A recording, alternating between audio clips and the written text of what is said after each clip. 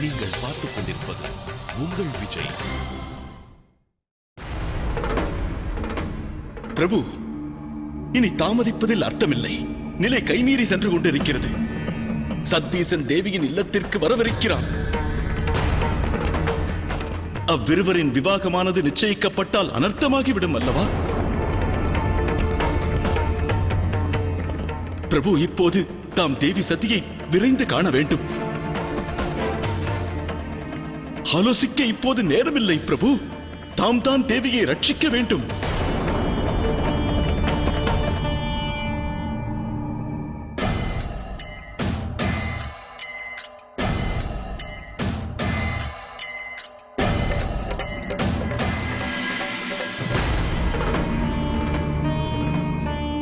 வணக்கம் மகாதேவா. ஜடமாக இருந்த என்னை தாம் ரட்சித்து அருள் புரிந்தீர்கள். ஆகையால் தமக்கு உதவும் கடமை எனக்குள்ளது. தாம் என்னிடம் எதையும் கூற தேவையில்லை. தம்முடைய மனமானது தேவியை எண்ணி வேதனையில் வாடுகிறது. பிறகு ஏன் இந்த பிடிவாதம்? காரணம் என்ன? ஏன் தேவியை தாம் சுவீகரிக்க மறுக்கிறீர்கள் பிரபு? மன்னியுங்கள் மகேஸ்வரா. சிவநாமம் ஒன்றை தவிர வேறொன்றையும் அறியேன். மாதா சதி தம்மை சேர வேண்டியவர். தம்மை அடைவதற்காகத்தான் அவர் அவதரித்தார் பிரபு.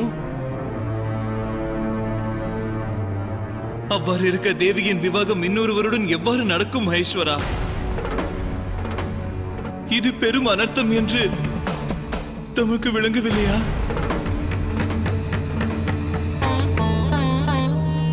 பதிலளியுங்கள் மகேஸ்வரா.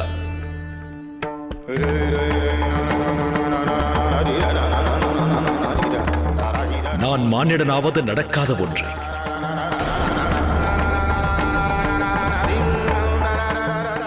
இருப்பினும் மனிதரின் பக்தியைக் கண்டு நான் மெய்சிலிருப்பது உண்மைதான். ஆனால் என்னால் மானிடனாக மாற இயலாது. மனித வாழ்விற்கும் எனக்கும் எல்லை ஒன்று வரையறுக்கப்பட்டுள்ளது.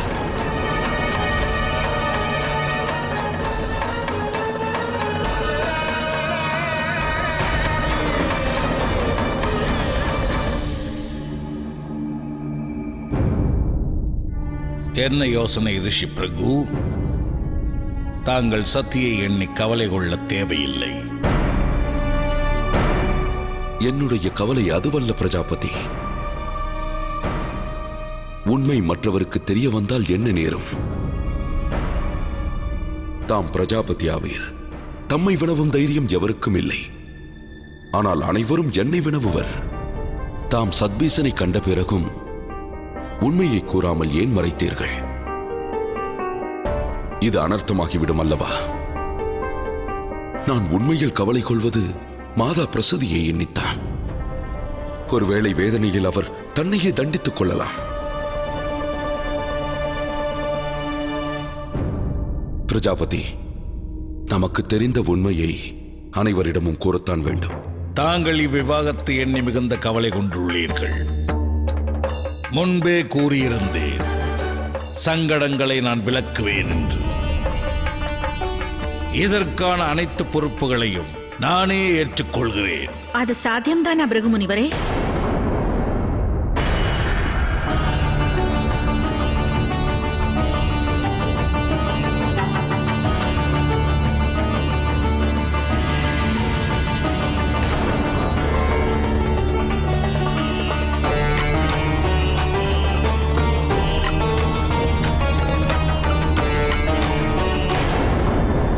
விவாகத்தின் அனைத்து பொறுப்புகளையும் தாம் பிரஜாபதியிடம் ஒப்படைப்பது சரிதானா?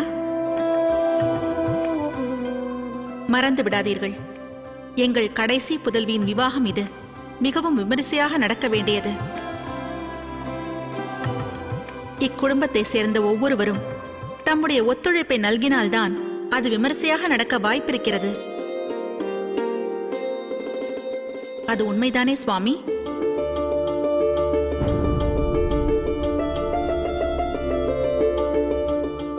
இருப்பினும் சத்பீசனை பற்றி எவரும் அறியாமல் இருக்கிறார்கள். எவரும் பார்த்ததில்லை என்கிறார்கள். அவர் பிரகஸ்பதியின் சகோதரராம், ரிஷி அங்கீரசரின் புத்திரர். இப்படிப்பட்ட வரன் நம் சதிக்கு இணையாகும் என்று எவ்வாறு எண்ணினீர்கள் சுவாமி?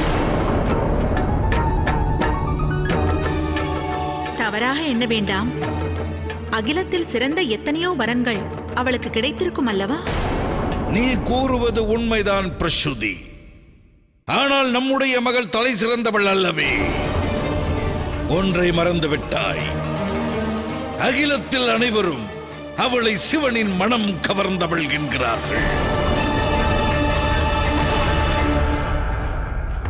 நீ தலை சிறந்த வரனை பற்றி பேசுகிறாய்.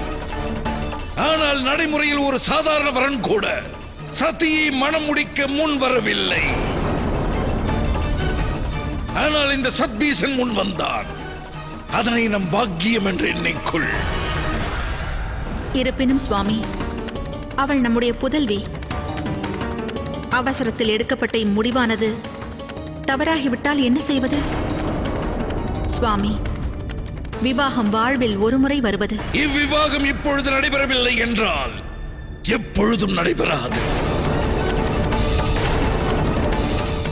சத்பீசனிடம் நீ என்ன குறை கண்டாய்? ஞானம் பெற்ற ஒருவருடைய ஞான புதல்வன் அவன். அவ்வளவு ஏன் சதி கூட ஞான புதல்விதானே.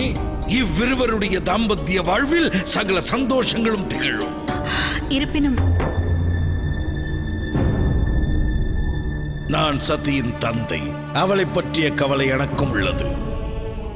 இவ்விவாகத்தை நடத்த எவ்வளவு யோசித்திருப்பேன் என்று உனக்கு தோன்றவில்லையா?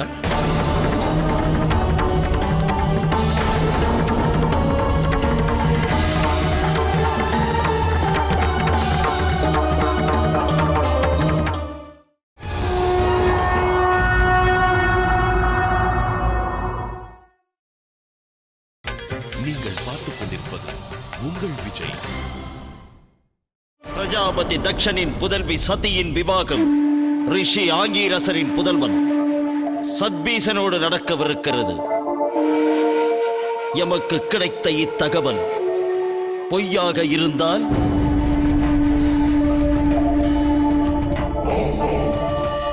விளைவை அறிவீர்கள் அல்லவா? தம்முடைய ரகசிய ஒற்றர்கள் நாங்கள். பொய்யுரைத்தால் உயிர் பறிபோகும் என்று நன்றாக அறிவோம். ஆனால் இது தேவர்களின் சூழ்ச்சியாகும். அசுரர்கள் அதை அறிய மாட்டார்கள்.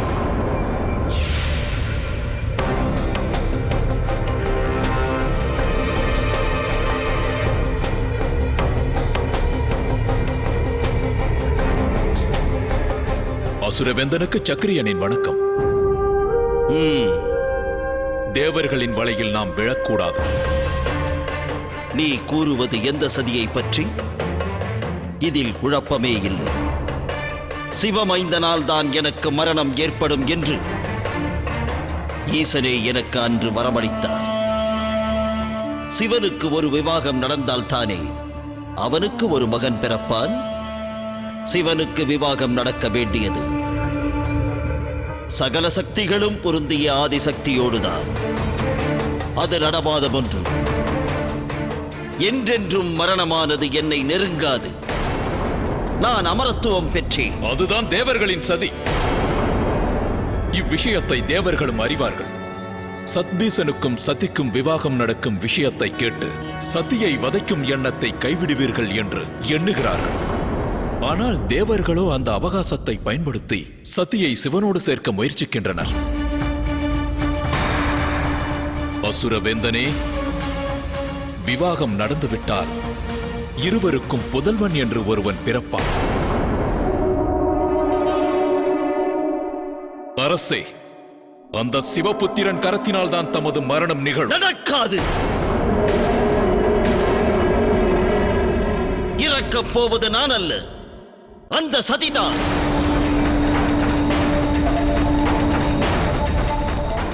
விவாகத்திற்கு முன்னால் சதி மரணிப்பது உறுதியான ஒன்று, சந்தேகமே இல்லை.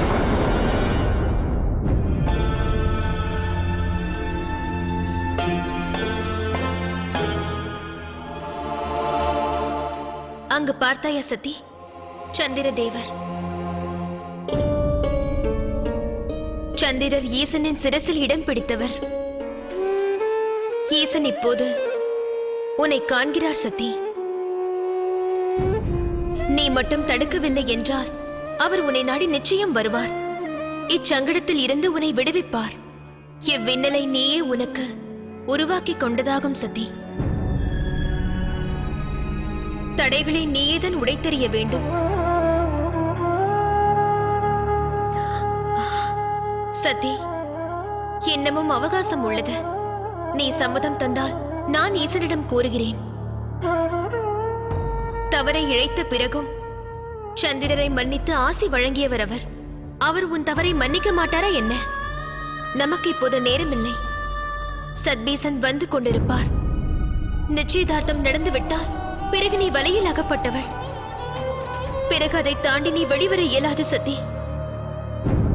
கூறுவாயாக, ஈசனை காண செல்லட்டுமா? எதற்காக அக்கா? என் தவறு சந்திரன் அவரது தவறுக்கும் அப்பாற்பட்டதாகும். மானிட பிறவி எடுத்ததுதான் நான் இழைத்த மாபெரும் தவறு. இந்த மானிட பிறவியில் இறைவனை அடைந்திட எண்ணினேன். அதற்கு எனக்கு தண்டனை கிடைக்கத்தான் வேண்டும். அதற்கு இதுதான் தண்டனை. ஒரு மானிடனை நான் விவாகம் செய்ய போகிறேன். எனக்கு நானே கொடுத்துக் கொள்ளும் தண்டனை இதுதான். பித்து பிடித்து விட்டதா உனக்கு? வாழ்வினை நாசமாக்க ஏன் இப்படி துடிக்கின்றாய்?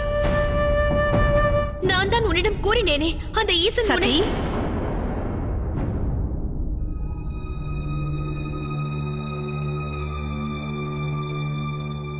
என்ன ஆயிற்று சதி?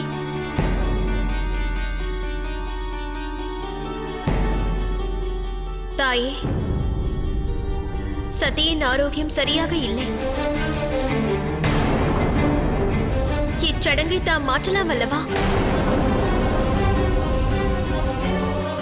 இல்லை தாயே, அதற்கு எவ்வித அவசியமும் இல்லை.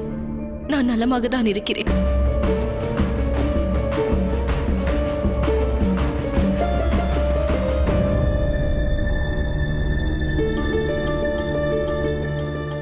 நாராயணரின் அருள் உனக்கு எப்போதும் இருக்கும்.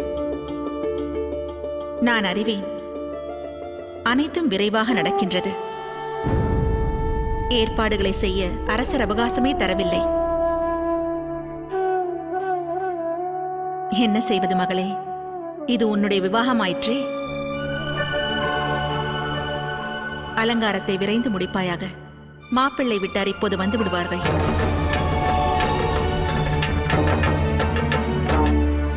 தாயே,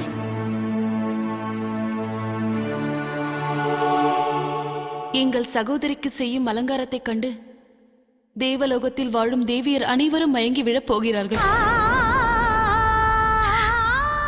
வா சதி.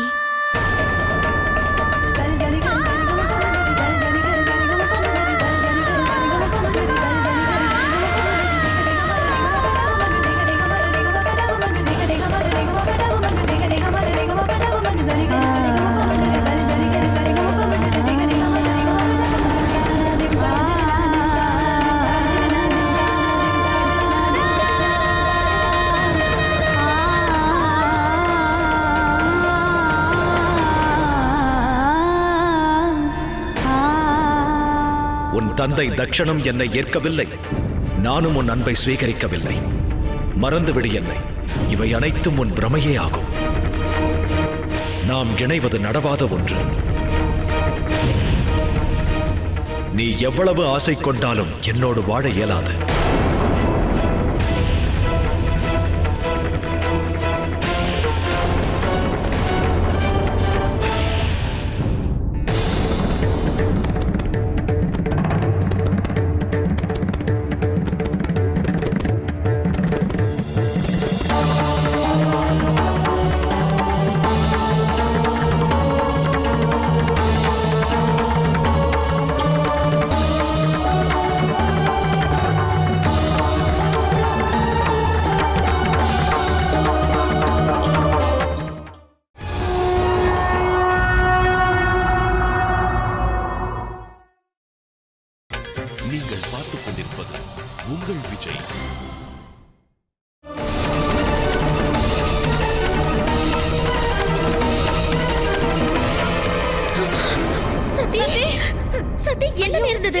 தாயே, ரத்தம்!